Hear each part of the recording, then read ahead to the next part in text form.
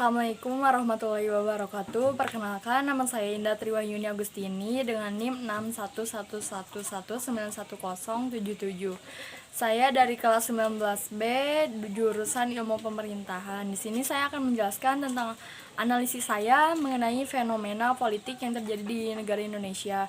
Dan saya mengangkat tema tentang pelantikan dan sumpah jabatan yang dilaksanakan di beberapa daerah saat wabah COVID-19 masih ada di negara Indonesia. Nah, di sini saya menggunakan metode penelitian, yaitu menggunakan metode causal empirical teoris dengan teknik kuantitatif.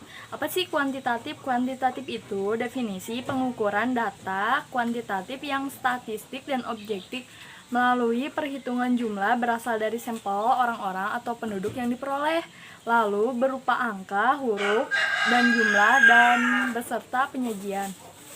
Lalu selanjutnya adalah mengenai hipotesis. Hipotesis mengenai judul ini adalah yang pertama, adanya kekosongan jabatan atau kedudukan kursi jabatan yang memang seharusnya diduduki oleh penduduk yang sudah layak duduk di kursi tersebut.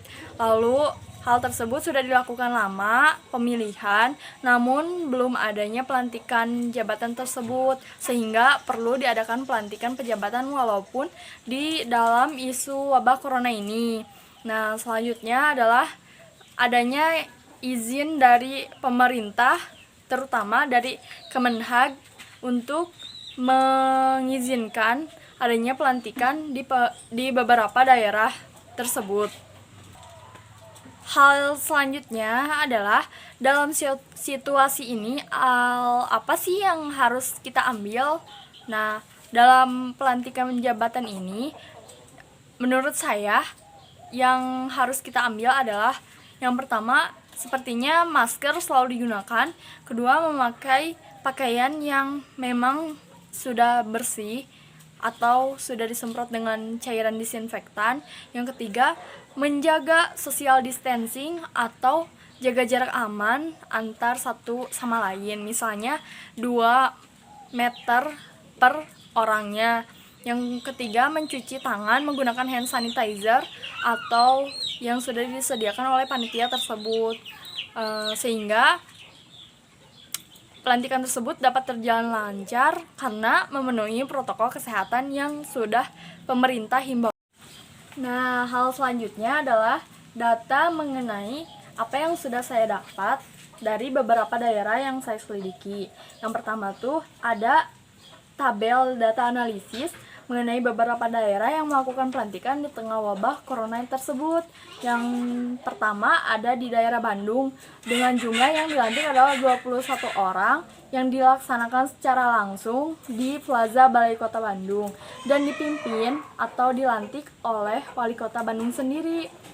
Nah, yang kedua terjadi di daerah Makassar, yaitu melantik 23 orang yang dilaksanakan secara tertutup di lantai 9 Balai Kota Makassar yang dilaksanakan oleh pemerintah Kota Makassar. Lalu selanjutnya, yang ketiga adalah di Tasikmalaya, Jawa Barat, yaitu melaksanakan 7 orang pelantikan yang dilaksanakan secara tertutup oleh Wali Kota Tasikmalaya yang dilaksanakan di Balai Kota Tasikmalaya. Selanjutnya adalah di Jawa Timur terdapat 60 orang eselon 3 dan 4 yang dilantik yang dilaksanakan secara langsung atau per sesi, yaitu per sesinya tuh 25 orang karena untuk menjaga jarak juga untuk tidak banyak tamu, dan dilaksanakan oleh Gubernur Jawa Timur atau Hovifah dan dilaksanakan di Gedung Negara Geraha Surabaya. Lalu yang selanjutnya masih di Bandung, ada 24 orang yang dilaksanakan secara langsung oleh Wakil Wali Kota Bandung di Balai Kota Bandung. Lalu selanjutnya ada di daerah Aceh, terdapat 287 orang yang dilaksanakan secara langsung oleh Bupati Aceh yang dilaksanakan di halaman gedung Bupati Aceh sendiri. Yang ketujuh ada di daerah Jakarta yang melaksanakan satu orang melalui telekonferensi yang dilaksanakan oleh Menteri Keuangan Republik Indonesia dalam rangka pelantikan BKF. Yang selanjutnya ada di Jawa Tengah yang dilaksanakan secara telekonferensi. 7 orang yang dilantik oleh Kepala Biro Ortala di lantai 3 Gedung Kemendag Jawa Tengah. Yang ke-9 ada di Garut, 23 orang secara langsung oleh pemerintah kabupaten yang dilaksanakan di lapangan Sekda Garut. Lalu selanjutnya ada di daerah Kupang atau NTT yang dilaksanakan 10 orang yang dilantik secara langsung oleh Wakil Direktur 2 Umum dan Keuangan. Namun hal tersebut malah dibubarkan oleh polisi atau aparat yang berwenang di Aula Studi Center Kampus Politeknik Kupang. Yang selanjutnya masih di Jakarta, ada 1 orang secara langsung yang dilaksanakan oleh Ketua Panitia Pemilihan Wagub dalam rangka pemilihan Wagub DKI Jakarta. Yang terakhir ada di daerah Sukabumi. Lalu hal tersebut malah ditunda oleh Ketua KPPU dalam rangka pemilihan umum daerah-daerah yang melaksanakan pelantikan tersebut di tengah wabah corona ini. Nah, di Bandung sendiri sudah dilaksanakan pelantikan dengan lancar sampai dengan acara selesai. Namun ya karena masih dalam keadaan COVID-19 ini berlangsung, masih menjadi berita hangat negara dan booming di negara lain juga. Nah, Bapak Oded Muhammad Daniel melaksanakannya di Plaza Balai Kota Bandung yang menghimbau semua pelantikan, semua tamu, semua aparat yang datang menggunakan masker, lalu pakaian yang sudah disemprot dengan cairan disinfektan dan duduk berjarak 1 meter sampai 2 meter untuk menjaga social distancing yang dihimbau oleh pemerintah.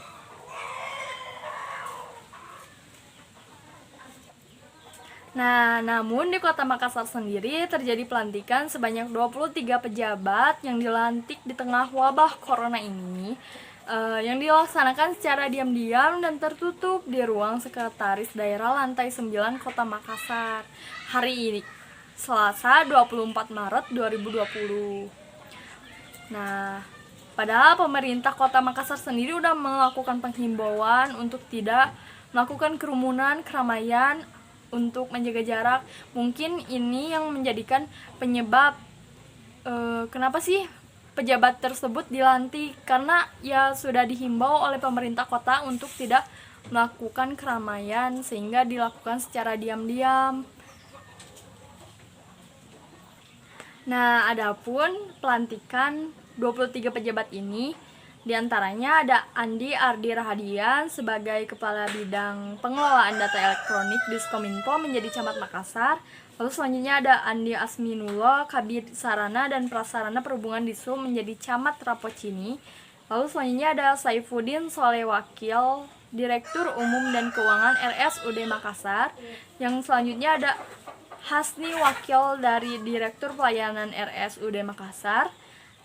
Iswandi sebagai Kabag Keuangan Setda Makassar, Muhammad Fuad Aji sebagai Kepala Bagian Layanan Pengadaan Barang dan Jasa Setda Makassar, Jabar Kabag Persidangan Sekretariat DPRD Makassar, Andi Rahmat sebagai Sekretaris BPKAD Kota Makassar, Akmar Gobel sebagai Kepala Bagian Pelayanan Masyarakat RSUD Makassar, Husaini Salam sebagai Kabid Penegakan Perda Satpol PP Makassar, Sayenal Abidin sebagai Kabid Persampahan Lombah B3 dan Peningkatan Kapasitas DLH Makassar, Andi Patriodi Sekcam Brining Karaya, Sahihuddin Mukhtar sebagai Sekcam Bontoala, Fatahullah sebagai Sekcam Marico, Muhammad Rizal Zain sebagai Sekcam Mamajang, Rekianto Mulyana sebagai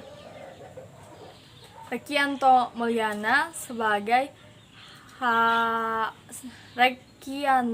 Mulyawan sebagai Sekcam Makassar, lalu Yudhistira Eka Putra sebagai Sekcam Manggala, Andi LD Indra Malka sebagai Sekcam Temale, Daud Sekcam Tamalan Raya, Amirai HM Sekcam Ujung Padang, Samsul Sekcam Panakukang, dan Andi Musjarova Basolewa Sekcam Wajo.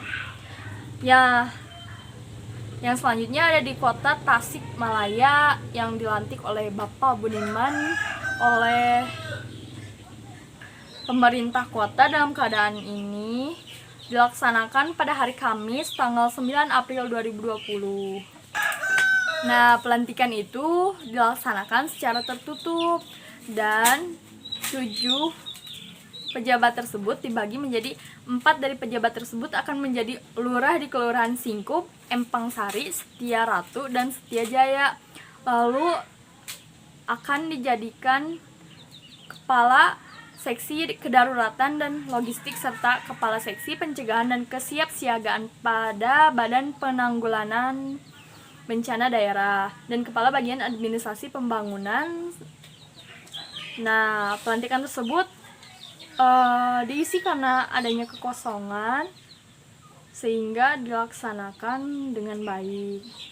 Nah, di Jawa Timur sendiri dilakukan oleh Gubernur Jawa Timur, itu Hovifah Indar Parawansa, yang melantik pejabat eselon 3 dan 4 untuk tetap dihimbau menjaga jarak 2,5 meter. Sebab pelantikan tersebut dilaksanakan untuk memenuhi standar kesehatan dari protokol pemerintahan sendiri. Nah, kenapa sih melakukan acara tersebut? Nah, karena Pemprov Jatim sendiri harus mengejar pelaksanaan Perpres 80 tahun 2019 tentang percepatan pembangunan ekonomi Jatim, kemudian juga persiapan penyusunan rencana pekerja pemerintah tahun 2021. Selanjutnya ada penyelarasan rencana pembangunan jangka menengah nasional dan rencana pembangunan angka menengah daerah dan sebagainya. Nah, hal tersebut dilaksanakan 1 hingga 2 sesi per maksimal. Pelantikannya adalah 25 pejabat per 1 sesi. Nah, selanjutnya adalah pelantikan di Aceh. Pelantikan di Aceh itu melakukan pelantikan jabatan tinggi Pratama yang dilantik standar protokol kesehatan physical distancing yang menjaga jarak 1 meter satu sama lain di ruang kerja Bupati Aceh Jaya pada hari Selasa tanggal 7 April 2020. Disebabkan ketiga jabatan tinggi Pratama sempat mengalami kekosongan akibat pejabat sebelumnya telah menghabiskan masa pensiunannya. Jadi semestinya diisi karena untuk menghindari kekosongan tersebut. Nah, ini dilantik oleh Bupati Aceh Jaya, yaitu Dr. Andes Haji Irfan sendiri. Nah, ada rinciannya yaitu 87 orang sebagai posisi administrator dan 200 orang sebagai posisi pengawas. Jadi totalnya adalah 287 orang yang dilantik oleh Bapak Bupati. Selanjutnya adalah Menteri Keuangan. Menteri Keuangan Indonesia adalah Ibu Sri Mulyani Indrawati melantik Febrionatan Kacaribu sebagai Kepala Badan Kebijakan Fiskal atau kita singkat dengan singkatan BKF. Nah, dengan adanya Surat Edaran Nomor 10 SE 4 2020 tentang pelantikan dan sumpah atau janji PNS melalui media elektronik atau telekonferensi atau dilaksanakan secara tidak langsung pada masa status keadaan tertentu darurat bencana wabah penyakit corona yang ditandatangani pada tanggal 2 April 2020 secara elektronik oleh Kepala BKN sendiri. Nah, pengambilan ini mengatur ketentuan atas pihak-pihak yang harus hadir secara fisik dan dapat menghadiri secara virtual. Penyusunan ini merujuk pada ketentuan peraturan perundang-undangan yang berlaku. Selanjutnya adalah Kepala Biro Ortala Kemega Republik Indonesia yang melakukan pelantikan melalui telekonferensi, yaitu melantik 7 pejabat administrator di Kanwil Kemenag Jateng secara online dalam kondisi wabah virus corona yang merebak hingga menimbulkan korban jiwa di Indonesia. Nah, di Garut sendiri, pemerintah Garut menggelar pelantikan sebanyak 25 orang eselon 3 dan 4. Dan ini hanya bisa dihadiri oleh 25 orang. Jadi hanya petugas saja yang harus menghadiri apel tersebut yang biasanya dilaksanakan oleh beberapa ratus orang peserta apel karena terkait virus corona yang masih booming di negara Indonesia sendiri ya.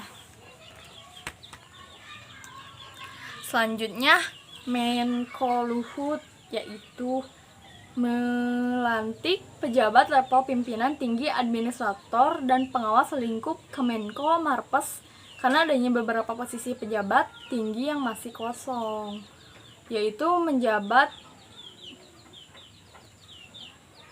melantik pejabat 28 orang eselon 3 dan 46 pejabat eselon 4 yang dilantik. Selanjutnya adalah di Kupang, NTT yang dilaksanakan pada tanggal 2 April 2020 oleh aparat Kepolisian Resort Kelapa 5 Kota Kupang NTT malah dibubarkan karena langkah tegas ini diambil polisi untuk mengantisipasi penyebaran virus corona semakin banyak di negara ini. Sedangkan pelantikan tersebut sudah diingatkan awalnya sehingga baru saja melantik 1 orang penyebutan nama yang akan dilantik dan pembacaan rangkaian acara beserta menyanyikan lagu wajib nasional. Setelah itu panitia yang mengadakan mengikuti anjuran dari polisi tersebut untuk membubarkan. Nah, setelah itu ya bubar satu persatu gitu dari ruangan itu sih. Nah, selanjutnya adalah pemilihan wakil gubernur DKI Jakarta. Nah, pada anggota DPRD DKI Jakarta tetap menghadiri rapat paripurna pemilihan Wagub Jakarta sisa jabatannya 2017-2020. Meski dalam wabah corona ini ada 100 orang anggota DPRD dari 106 orang DPRD Jakarta sendiri yang menggunakan hak pilihnya, yaitu untuk melantik 1 Wagub DKI Jakarta yang terpilih. Nah, adapun Gubernur DKI Jakarta Anies Baswedan itu datang pada acara tersebut dengan calon Wagub Nurmansyah Lubis dari PKS dan Ahmad Riza Patria dari Partai Gerindra. Nah, yang terakhir itu terjadi di Sukabumi pada tanggal 29 Februari 2020. Ketua KPU Arief Budiman tiba di gedung KPK untuk menjalani pemeriksaan di Jakarta dan resmi penahapan ini pemilihan Pilkada 2020 resmi ditunda melalui adanya edaran nomor 179 PL2 KPT 01 KPU nomor 3 2020 tentang penundaan tahapan pemilihan gubernur dan wakil gubernur, bupati dan wakil bupati, wali kota dan wakil wali kota tahun 2020 dalam upaya pencegahan penyebaran COVID-19. Nah, adapun ketentuan yang dikeluarkan dalam hal tersebut yaitu dalam hal PPS sudah dilantik masa kerjanya ditunda. Jadi kalau udah pejabat tersebut dilantik, nah masa kerjanya itu ditunda karena dalam kasus COVID-19 ini masih membooming, belum bersih, belum hilang penyakit tersebut. Takutnya banyak penyebaran yang enggak. Nah, selanjutnya dalam hal KPU kabupaten atau kota telah disiapkan pelantikan PPS dan berikan koordinasi dengan pihak yang berwenang dinyatakan bahwa daerah tersebut belum terdampak penyebaran. Jadi boleh melaksanakan KPU sesuai dengan pelantikan PPS kalau negara Indonesia udah hilang dari wabah corona, atau kalau daerah tersebut memang belum dalam red zone atau masih dalam pantauan, masih belum ada kasus satupun.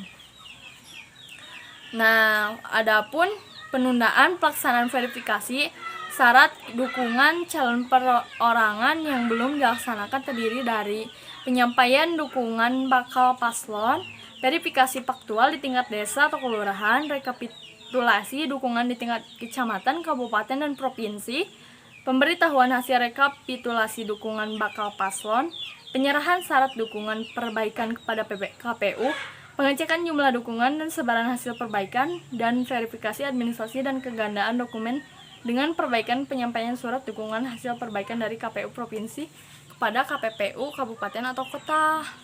Nah, dari sekian banyak daerah yang saya ambil, mungkin terdapat kurang lebih ada 10 daerah, namun yang melaksanakan ada 12 daerah. Nah, di situ saya bisa menyimpulkan bahwa adanya pelantikan, adanya pengangkatan, adanya pengambilan sumpah jabatan dari PNS maupun dari anggota maupun dari pejabat yang diangkat saat wabah corona ini adalah karena memang untuk menggantikan posisi kedudukan yang kursinya sudah kosong sejak lama, untuk memaksimalkan kerja dan untuk membantu pemerintah yang sedang keteteran melaksanakan atau menghindari dari wabah corona tersebut. Nah, hal selanjutnya adalah adanya izin dari pemerintah tempat untuk melaksanakan pelantikan pengambilan sumpah tersebut. Nah, selanjutnya adalah dilaksanakan secara standar prosedur dari protokol kesehatan yang telah dihimbau oleh pemerintah setempat, seperti memakai masker, lalu memakai pakaian yang sehat atau yang sudah disemprot oleh cairan disinfektan. Lalu selanjutnya adalah tidak melakukan kontak fisik atau menjaga jarak satu sama lain, atau kita namakan dengan social distancing, 1 meter, 2 meter, atau 2,5 meter, tergantung oleh pemerintah yang memimpin pelantikan daerah tersebut. Nah, selanjutnya adalah dilaksanakannya itu bisa secara langsung, bisa juga tidak langsung. Kalau secara langsung bisa melalui face to face, ya seperti tadi beberapa daerah ada yang melaksanakan langsung, ada pun yang tidak melaksanakan secara langsung. Kalau langsung itu tidak ada perantara, jadi langsung satu antar lainnya itu ketemu, atau satu antar lainnya itu ada di dalam ruangan tersebut. Nah, yang kedua tuh tidak langsung, yaitu melalui perantara, melalui suatu media, misalnya melalui media telekonferensi atau melalui aplikasi Zoom, yang mungkin anak kuliahan juga tahu lagi berfungsi Zoom tersebut. Mungkin sekian video dari saya mengenai fenomena politik yang mengangkat tema pelantikan pengambilan sumpah jabatan di beberapa titik daerah di Indonesia yang melaksanakan di tengah wabah COVID-19 ini. Nah, Mungkin kurang lebihnya saya mohon maaf. Semoga kita sehat selalu dan menjaga kesehatan masing-masing. Wabillahi taufiq wal hidayah. Assalamualaikum warahmatullahi wabarakatuh.